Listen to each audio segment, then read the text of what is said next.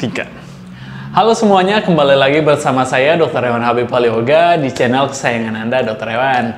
Hari ini kita akan membahas tentang bagaimana cara mengobati hewan, terutama kucing atau anjing yang jamuran. Tapi sebelum video kita lanjutkan atau penjelasannya kita lanjutkan, silahkan lihat dulu bumper berikut ini. Check it out.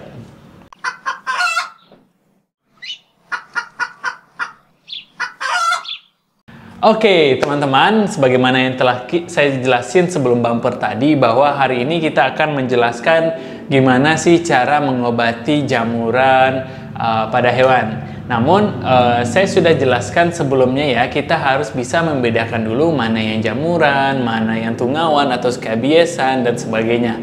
Di video sebelumnya saya sudah jelasin bahwa skabies itu seperti video sebelumnya.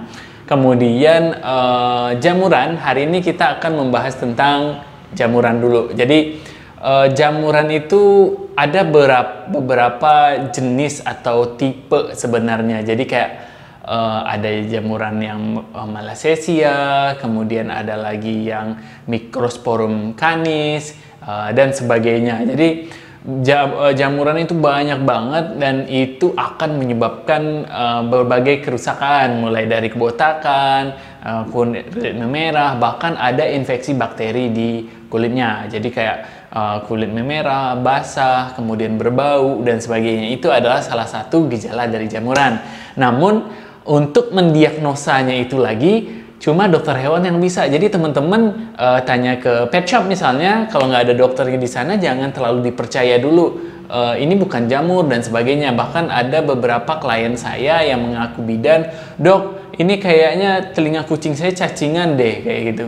Jadi mohon maaf, bukan maksud merendahkan, namun ada beberapa misleading atau terjadinya kesalahan saat pendiagnosaan. Jadi kalau seandainya bukan dokter hewan, bahkan yang mendiagnosa itu walaupun dokter manusia, itu bisa aja terjadinya misinterpretasi karena human, animals, and yang lainnya itu adalah hal yang sangat berbeda. Seperti itu ya teman-teman ya. Jadi untuk mendiagnosa, minta tolonglah kepada dokter hewan langganan Anda, seperti itu. Kemudian selanjutnya pasti teman-teman nih, dok, ini saya udah yakin banget ini jamuran. Kemudian kemarin saya udah check up ke dokter hewan, beliau juga meyakini ini adalah jamuran. Kemudian kayak gitu.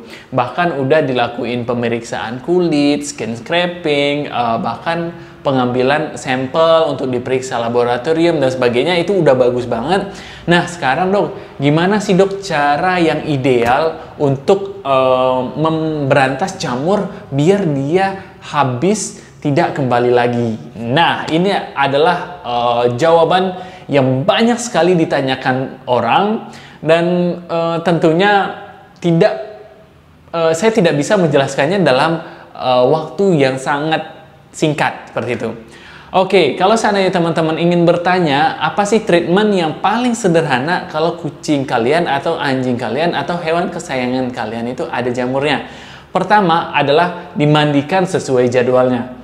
Kalau seandainya teman-teman punya kucing kemudian jamuran, dimandikan setiap hari sekali itu adalah perbuatan yang sangat sia-sia, malah itu akan merugikan karena teman-teman tahu bahwa kucing itu sangat takut kepada mandi. Jadi kucing adalah hewan yang sangat takut mandi. Jadi kalau seandainya teman-teman mandikan dia, artinya dia akan stres. Nah, teman-teman tahu kan kalau seandainya jamuran itu sangat dekat dengan stres. Jadi kalau seandainya kucing stres, kekebalan tubuh menurun, otomatis yang tadinya ada jamur, kekebalan tubuh menurun, akhirnya jamurnya menyebar lebih cepat dari yang biasanya. Itu yang jawaban pertama. Kemudian terlalu sering dimandiin, walaupun itu pakai sampo anti jamur lah, antibakteri lah, dan sebagainya, yang namanya kulit hewan yang tipis, kalau seandainya terlalu sering dikasih sabun, kemudian diusap, bahkan ada yang pakai sikat yang terlalu kuat, hingga akhirnya lapisan kulit yang tipis tadi itu rusak. Akhirnya apa? Ya bayangin aja kayak sawah yang udah kering kayak gitu ya. Jadi kayak kulit itu rata-rata otomatis jamur masuk, bakteri masuk, parasit masuk. Itu gampang banget. Jadi kalau seandainya teman-teman beranggapan saya mau mandiin kucing saya setiap hari aja biar jamurnya segera hilang. Jadi mulai hari ini anggapan itu harus di stop. Itu adalah hal yang salah dan sangat tidak berguna, malah memperparah keadaan. Jadi kalau saya nih teman-teman pasti bertanya, dok, idealnya kucing dimandiin berapa kali dalam sehari sih kayak gitu? Berapa kali dalam sebulan? Idealnya cuma 2 kali saja dalam sebulan, alias sekali dalam 2 minggu. Itu adalah waktu yang sangat ideal untuk memandikan hewan. Seperti itu ya teman-teman. Kemudian dimandiin udah. Kemudian pemilihan sampo. Jadi jangan terserah ya. Jadi teman-teman kalau seandainya memandikan kucing, memandikan hewannya di pet shop, itu harus ditanyakan samponya pakai apa. Atau ditanyakan seperti ini, dok atau mas-mas pet shop gitu kan, boleh nggak sih saya gunakan sampo yang saya pakai? Nah, kalau seandainya boleh, teman-teman beli aja sampo yang agak mahal dikit tapi itu ampuh. Misalnya saya di sini pakai sampo yang mengandung kandungan miconazole, kemudian chlorhexidin. Itu terbukti senyawa yang bisa memperlambat atau mematikan kinerja jamur itu tadi, kayak gitu.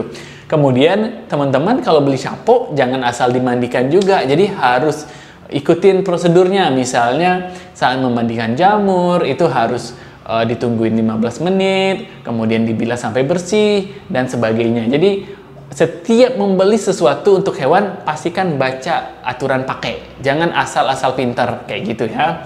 Jadi, walaupun nanti di pet shop misalnya gitu, Mas minta tolong dong samponya yang bagus dikit, atau dicek dulu, ini samponya apa yang dipakai, kayak gitu. Jadi nanti hasilnya bakalan lebih bagus, kayak gitu. Yang lebih baik lagi, emang di klinik hewan aja ada fasilitas grooming, kemudian tentunya dokter hewan di sana ataupun di tempat saya sendiri itu kami memiliki sampo-sampo yang rekomendasi. Makanya kalau seandainya ditanya kadang-kadang di klinik mandinya lebih mahal, itu ya disebabin itu karena kami menggunakan sampo yang agak bagus dikit untuk hasil yang lebih signifikan. Oke, itu yang pertama ya. Jadi kalau seandainya kalian kucingnya jamuran, harus dimandikan sesuai dengan anjuran dokter. Atau kalau saya pribadi itu menganjurkan mandinya itu 2 kali aja maksimal dalam 1 bulan. Seperti itu. Oke, pemilihan sampo udah. Selanjutnya nih, yang kedua, yaitu kalau seandainya dimandiin udah 3 kali bolak-balik mandi, kemudian jamur malah belum kering atau bahkan lebih parah lagi, tentu saja harus ada hal yang dievaluasi. Misalnya nih, jangan-jangan udah dimandiin 2 minggu sekali nih, ternyata kucingmu atau hewanmu mainnya di tempat yang sama, di kasur yang sama, kemudian di alas yang sama, tidurnya misalnya di kain sarungmu udah lepek, udah bau, kayak gitu. Tentu saja itu itu akan memperparah ya. Jadi kalau seandainya udah dimandiin jamur, habis itu dikasih lagi tempat yang sama, itu artinya kamu kayak membumbui donat di toppingnya kayak gitu loh. Jadi walaupun donatnya udah dibersihin, yang namanya dia tidur di topping, otomatis toppingnya nempel lagi lah kayak gitu. Jadi pola hidup bersih itu harus dilaksanain. Jadi kalau seandainya dia pakai alas ini misalnya gitu ada jamuran, teman-teman ya harus mandiin dicuci alasnya itu atau diganti setiap hari kayak gitu ya teman-teman. Jadi selain itu tempat bermainnya harus dibersihin juga, sering divakum, dipel, bahkan harus dijemur dan sebagainya. Jadi itu pola hidup bersih dari lingkungannya itu yang harus diperhatikan. Kemudian pertama grooming udah, yang kedua udah dibersihin dok, tapi nggak bersih-bersih juga. Nah baru yang ketiga kita saya harus ke dokter hewan untuk meminta resep obat. Jadi jamur ini selain dari luar juga harus dari dalam. Kenapa sih harus dari dalam juga? Karena sebagaimana yang kita ketahui jamur itu banyak banget tipenya. Ada yang memiliki akar. Jadi kalau seandainya dimandiin cuma batangnya aja yang dihabisin, biasanya sih akar itu bakalan numbuh lagi. Nah, untuk mematikan akar yang ada di dalam kulit inilah kita memerlukan obat dari dalam. Nah, obat dalam ini teman-teman nggak boleh asal-asal ambil aja ya teman-teman ya. Karena obat jamur itu termasuk obat keras, obat berbahaya. Jadi kalau dosisnya terlalu tinggi, itu bisa menyebabkan kelainan fungsi hati, fungsi ginjal, dan sebagainya. Jadi dianjurkan langsung ke dokter hewan aja. Kemudian teman-teman bertanya kan, dok, apa aja sih obatnya? Banyak sekali jenis obat, nanti dokter akan memilih sesuai dengan obat yang akan sesuai dengan kucing atau hewan yang teman-teman bawa. Misalnya ada berbagai macam jenis obat anti jamur. Nah, yang paling saya tekankan di sini bukan jenis obatnya, namun pemakaian obatnya. Umumnya sih jamuran di klinik saya, kami harus setiap 2 minggu harus check up. Jadi misalnya nih hari ini dikasih obat, saya biasanya ngasih 2 minggu, untuk 2 minggu ke depan obat dikasih setiap hari 1 kali. Kemudian 2 minggu dia datang lagi, kami mandikan lagi, kemudian dicek lagi gimana kondisinya. Habis itu setiap 2 minggu dia ada schedule. Bahkan nanti kondisi hewan udah bagus, bulu udah mulai tumbuh lagi, itu obat akan saya teruskan sampai course berikutnya, bahkan 1 bulan setelah kesembuhan. Kenapa sih demikian? Karena saya ingin membuktikan bahwa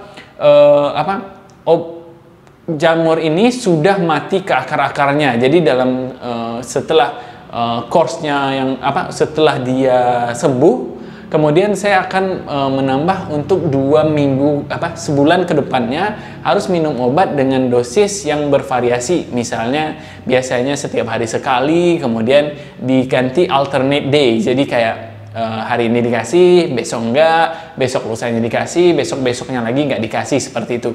Tapi itu kalau seandainya udah dinyatakan sembuh, hasil swabnya udah bagus dan sebagainya, itu idealnya. Jadi kalau seandainya teman-teman nih yang kebiasaan, banyak banget nih kebiasaan, kalau seandainya ngobatin hewannya, misalnya hari ini di dokter A gitu kan, dok saya mau ngobatin jamur dong, kayak gitu. Kemudian udah dikasih obat A, ternyata obatnya nggak manjur nih, udah 3 hari minum nggak ada efek, kayak gitu. Pindah lagi ke dokter B, pindah lagi ke dokter C. Akhirnya yang menjadi korban siapa? Pertama teman-teman, gara-gara pindah-pindah terus, kemudian tidak menyelesaikan course-nya, kemudian habis biaya transport mungkin, habis untuk obat dan sebagainya. Kemudian hewan yang paling tersiksa, karena setiap kali datang pasti diperiksa, stres lagi, kemudian di scrap lagi, atau pemeriksaan kulit lagi, dan sebagainya. Nah, kalau seandainya teman-teman nih, kan udah lihat video ini, udah dapat obat dari dokter, ya harus diikutin sampai course-nya selesai. Jadi kayak 2 minggu pertama, kemudian 2 minggu lagi, kayak gitu, sampai benar-benar bersih. Jadi tidak ada alasan teman-teman itu di sana nggak bersih, kayak gitu. Jangan-jangan itu kesalahannya dari teman-teman sendiri, gara-gara obat kan perlu waktu untuk bekerja, kemudian teman-teman nggak sabaran dan sebagainya, kayak gitu. Jadi di poin ketiga ini tentang obat-obatan, saya tekankan agar tabah, sabar, dan ikutin anjuran dokter. Begitu ya teman-teman ya. Jadi kalau udah diikutin, insya Allah bakalan sembuh. Buktinya klien saya udah banyak yang menunjukkan progres baik, bahkan udah sembuh, sekarang bahkan udah divaksin, udah dikawinkan lagi, bahkan udah cantik banget, seperti itu. Namun ada beberapa klien dari saya itu setelah diberikan treatment jamur yang course-nya panjang, ada yang terjadi hiperpigmentasi. Misalnya bulunya warnanya putih, setelah treatment akhirnya berwarna hitam. Itu merupakan salah satu efek dari pemberian obat. Seperti itu ya teman-teman ya. Jadi tadi obat jamur bisa didengarkan ya tadi ya. Yang pertama di grooming secara rutin, yang kedua lingkungannya harus dibersihkan, pola hidup bersih dan sebagainya. Yang ketiga harus meminum obat sampai benar-benar full course, atau istilahnya terapinya sampai selesai, nggak boleh setengah-setengah, seperti itu.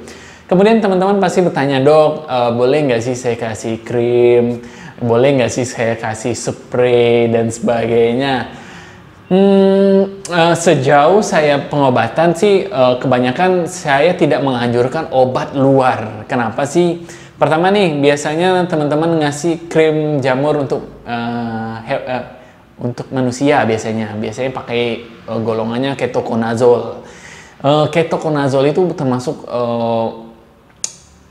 krim yang beracun, sangat beracun. Banyak sekali customer datang ke sini gara-gara habis dikasih krim, dok, soalnya dia jamuran, muntah-muntah, saya kasih krim aja kayak gitu. Habis itu mungkin dijilat dikit aja, dok, kayak gitu.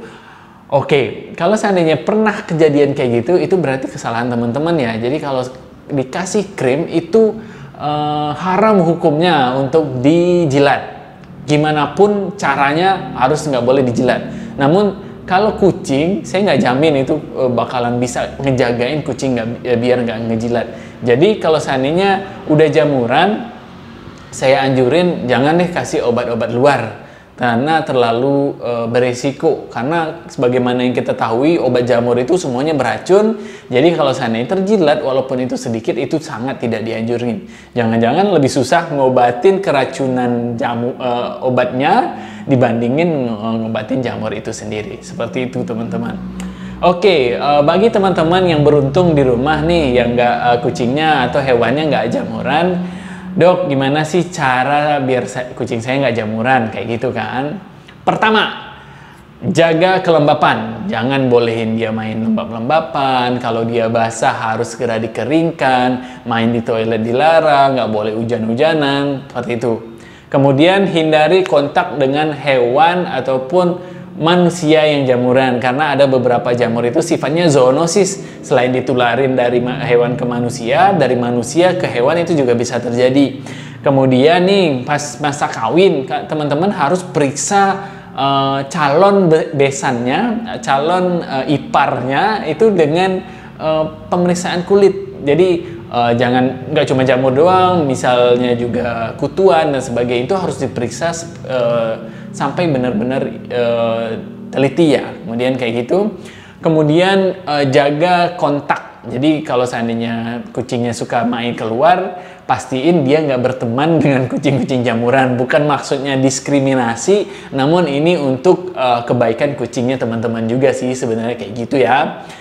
Oke, mungkin itu aja. Kalau seandainya ada teman-teman pertanyakan, silahkan ditanyakan kolom komentar di bawah ini. Namun sebelum menutup ini, saya juga punya kalau seandainya teman-teman ingin konsultasi private atau lebih intens, teman-teman bisa cari aja saya di Halodoc, aplikasi Halodoc. Ketik aja nama saya DRH Habib Palyoga. Teman-teman akan menemukan saya di sana. Biasanya saya akan aktif untuk konsultasi itu di hari aktif, Senin sampai Kamis atau Jumat, jam 8 sampai 10 malam. Jadi kalau seandainya teman-teman mau bertanya lebih spesifik mengenai hewannya, bisa langsung ke download aplikasi Halodoc aja, kemudian cari aja nama saya di sana. Kayak gitu. Oke, mudah-mudahan video kali ini bisa mencerahkan teman-teman. Saya harap saya bisa memberikan video lebih banyak lagi karena antusiasnya luar biasa, dan saya terima kasih banget yang udah support maupun yang sudah memberikan kritik dan saran yang membangun bagi saya. Oke, kalau belum subscribe dulu, kemudian kalau belum like dulu, kemudian jangan lupa di-share ke teman-teman yang mungkin membutuhkan. Oke, demikianlah video kali ini. Salah dan kurang saya mohon maaf. Wabillahi taufiq wal hidayah. Assalamualaikum warahmatullahi wabarakatuh. Sampai jumpa di video berikutnya. Jangan lupa konsul di Halodoc ya. Dadah. Sebelum kamu melanjutkan menonton video ini, alangkah baiknya support channel kami dengan cara klik tombol subscribe dan hidupkan tanda lonceng agar kamu mendapatkan notifikasi updatean terbaru dari kami. Dan mampirlah ke website kami www.dokterstriphewan.net. Di sini kamu akan mendapatkan updatean terbaru tentang dunia kesehatan hewan, seminar, bahkan lowongan kerja.